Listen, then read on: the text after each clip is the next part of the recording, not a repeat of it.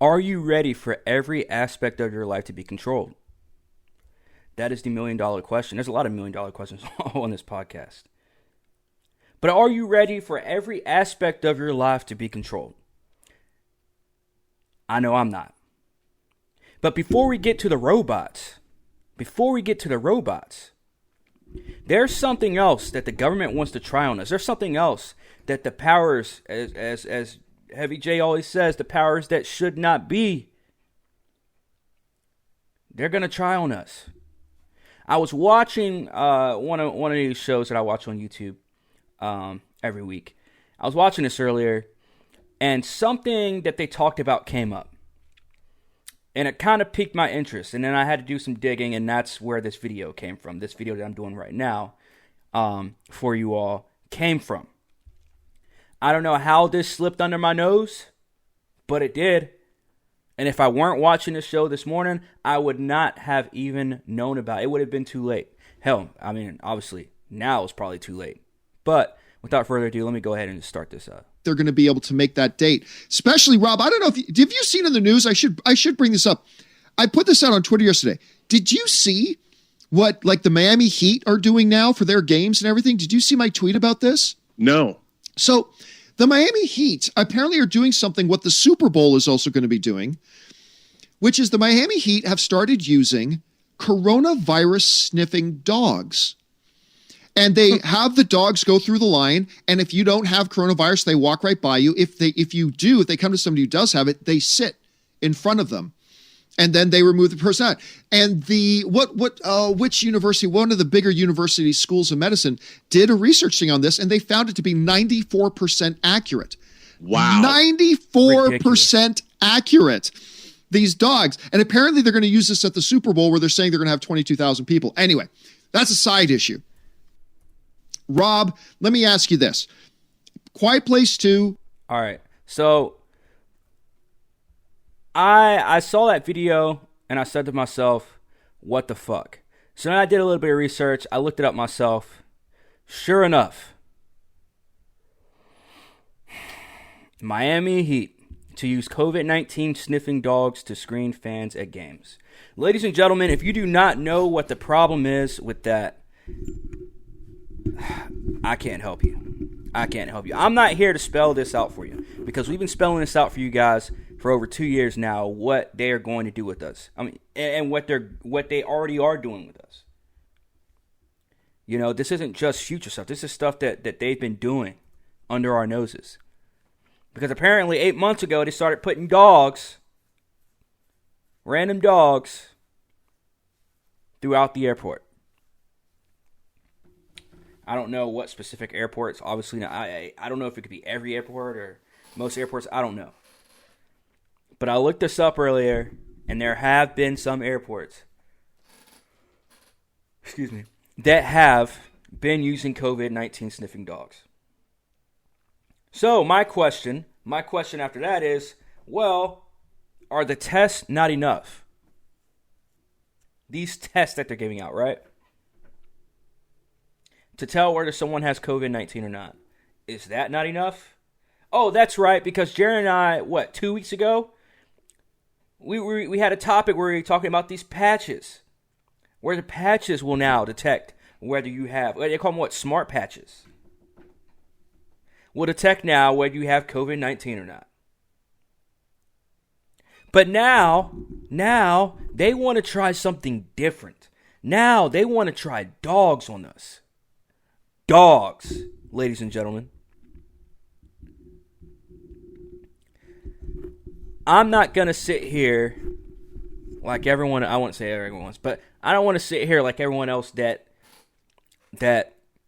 is thinking the same thing I'm thinking about these COVID sniffing dogs. Which is the same thing I think about the actual test. It's faulty. It is faulty. I barely, as a citizen, as an American citizen, I barely trust canines with sniffing for drugs. I barely trust that. Now, I'm not going to sit here and say, oh, those are always faulty. No, I mean, dogs are supposed to have drugs. I get it. But we're talking about a disease? So you're telling me a dog can now detect a disease? Or are we just going off of a dog's reaction to shit? You know, maybe just a dog being a dog. I don't know. Now, again, I'm not gonna sit here and try and give you guys a little scientific, lesson or anything like that, because I'm not that. I'm not privy to all that kind of stuff. However, I am using common fucking sense. I mean, look at how excited those two got, and I respect those guys. I respect those guys highly. But look at how excited they are when hearing, "Oh, we're getting COVID sniffing dogs on. Now we can go to basketball games. Now we can go to all these events. Now we can go to all this stuff." Like, it's like, fam, you guys do not know. And they're doing it for the Super Bowl, too. Like, you do not know what the fuck they're doing to us. And we're getting all excited, all jittery. And it's like, you guys are not looking at the bigger picture. And trust me, I'm right there with y'all about getting excited about being able to go out into the public again and being able to go to movie theaters again, having movies open again. That's the biggest thing for me. Concerts, going to fucking concerts again. All that kind of stuff. But this is unreal, guys. Now, this whole rollout for these COVID sniffing dogs is ridiculous. Now, Heat's vice president came out and said, if you think about it, detection dogs are not new. You've seen them in airports. They've been used in mission-critical situations by the police and the military. Exactly. We've used them at the arena for years to detect explosives. Exactly. So, he goes on and says, please note that seating will be very limited as we will be observing proper physical distancing. Of course. Look, man, I'm not going to continue to keep reading this bullshit, man. Look, the Super Bowl wants how many people there? 20-something thousand? Which to me, I think is still very little for a Super Bowl. Or for any event, any football event that big. But, they plan on having 20-something thousand people there at the Super Bowl. I don't know how many people they plan on having at the Heat game. But regardless, they're going to have those COVID sniffing dogs. That's right. That way you all feel safe. Thank you, dogs. Thank you, K9. Thank you, Big Brother Corrupt Government, for keeping me safe. Authority to that of their counterparts working in customs. We can have multi-dogs, which have they can smell hashish and they can smell COVID both. Anna Hilm Björkman is thinking far beyond airports. We could train dogs with the same samples, with the same trainers, to open up, the concert halls or big fairs, or go to big working places, hospitals, elderly homes, football matches, whatever. Both Hilm Björkman and Pavilainen warn if Finland doesn't harness the potential of the dog program itself, they'll unleash it elsewhere. We can move because... You hear that? Do I need to repeat that? I hope I don't have to repeat that.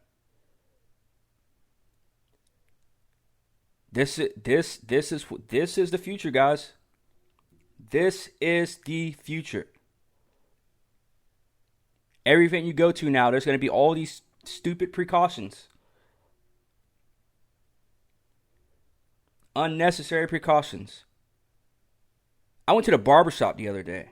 As soon as I walk in, without them even asking, they just put this little thing up to my forehead and click it for the temperature, I'm guessing, to see if I have COVID or if I have symptoms or whatever. I'm thinking to myself, like, this is getting ridiculous, man. Like, I can't even go to a fucking barbershop. Now, again, we're all used to it by now with all this stupid precaution bullshit. Yeah, but at the same time, you can't tell me that I can't be bothered. I still can't be bothered by it. Like, I'm not going to sit there and complain to them about it because they're just doing what they have to do. Just like when I'm at work, I got to do what I got to do in terms of these stupid-ass precautions and shit. But I do want to know, where did it, like, how do you even have that kind of reaction? Like, someone just walks up to you and says, hey, I need you to teach like 40 dogs how to sniff COVID or how to detect COVID-19. Like, I'm still trying to figure out, like, where was the logic in that? Like, where's the logic of, like, okay, they can sniff drugs and bombs and blah, blah, blah, blah, and even some of that's faulty. Over the years, look at the stats. Over the years, canines, and that's why they don't take many canines out anymore that much, if you really think about it. They don't. And this is not just coming from me. Like, this isn't just me coming off the top of my head. Like, this stuff's fact. These are stats. Look it up. Anyway, I didn't come on here to rant or anything like that. I just want you all to see this. I want you all to see exactly, like I say, every single video that we upload on here. I want you all to see what is going on so that Heavy J and I are not alone in this fight. We're not alone sitting out here saying, hey, look, man, let's forget about race. Let's forget about gender. Let's forget about all this other dumb shit that people are fighting about. And let's fight the good fight. The real good fight. No, not real good, but let's fight the real fight. There we go. And the real fight is us against the government. And I'm not saying, oh, there should be no government or anything. No, but this shit needs to, like, if the people can't fucking talk, if we cannot speak, which is why we talked about censorship the other night. If we can't fucking speak, then we're doomed. If they take away our mouths, pause, we're done. And guess what they've already told us to our face? Guess what they've already told us on social media platforms? Guess what they've already shown us through the most powerful person in America for the past 4 years? They said, we're going to take away your voice, therefore you are now worthless. Guess what they've done to us, all of us, as American citizens?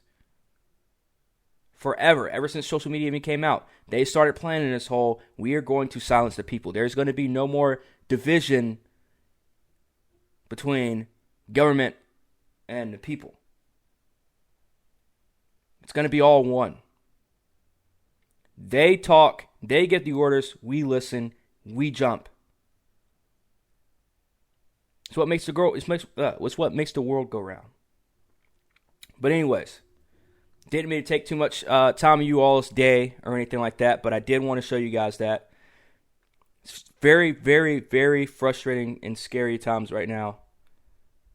And it's only going to get worse from here. But the question is, are you going to fight the real fight? Are you going to stand up for what you honestly believe in? Really, what you honestly believe in. Are you going to stand up and fight for it? Because look, man, I've been looking like a dumbass my whole life. I'm not afraid to stand up for what I believe in. I'm not afraid to state what I believe in and whatever, and state my opinions. But the question is, what about you people? What about the people that's sitting here watching this video right now? Every single one of you have a choice to make. Every single one of you can make a difference. So just remember that. While you're in here, hit that like, hit that subscribe. You know, this is the real deal. We're about to take you on a journey. We're about to continue our journey with you all, because we've been on this journey for 2.5 years now. And here on Contemporary Comrades, we got some big things going on over here. So make sure you guys hit that like, hit that subscribe, keep supporting the channel. And most importantly, think for yourself. I am Corn. This is Contemporary Comrades, and I'm out.